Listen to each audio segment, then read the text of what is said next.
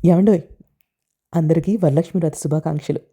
మీరందరూ ఎలా చేసుకున్నారో తెలీదు కానీ, అందరి ఇళ్లలోనూ అమ్మవారు అలా కూర్చోంగానే అంత ముద్దుగా ఉంటారో, మన భక్తి, మన శ్రద్ధ ఇంకా పెరగాలని కోరుకుంటూ, ఈ సంవత్సరం మా ఇంట్లో జరిగిన వరలక్ష్మి వ్రతం నాకెంతో చాలా చాలా స్పెషల్. మరేం లేదండి. ఇదిగోండి చూస్తున్నారు కదా! మన ఇంట్లో పెరిగిన మామిడి చెట్టు నుండి 5 ఆకులు వచ్చిన 10 ఏళ్లలో ఫస్ట్ టైమ్ అనుకుంటా డబ్లిన్‌లో నేనిలా చేయడం. అందుకని చాలా చాలా నచ్చింది. అండ్ ఇంతకు మించి నచ్చిన విషయం ఏంటంటే, అమ్మవారిని రెడీ చేయడానికి నాకు ఎందుకో పర్ఫెక్షన్ అయితే రాలే ఈసారి. కానీ అయినా కూడా సకుటుంబ సపరివార సమేతంగా ఇంట్లో ఉన్న నా ఇద్దరు మగపిల్లలు కూడా చక్కగా కూర్చుని అమ్మవారికి చేసే పూజను నేను ఎక్స్‌ప్లెయిన్ చేస్తూ ఎంతో ప్రశాంతంగా చేసుకున్నాం అండి. అండ్ ఫైనల్లీ నా రిక్వెస్ట్ ఒకటే అండి.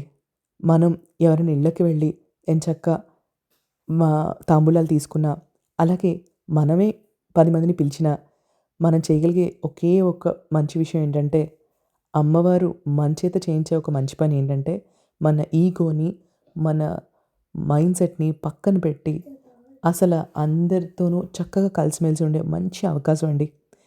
మన కోసం వచ్చిన ఈ వరలక్ష్మి వ్రతం అండ్ వరలక్ష్మమ్మ ఎప్పుడు ప్రతి సంవత్సరం రావాలి. ఇంతకు మించి మనకి ఆనందాన్ని తేవాలని కోరుకుంటూ మళ్ళీ కలుసుకుందాం. Thank you.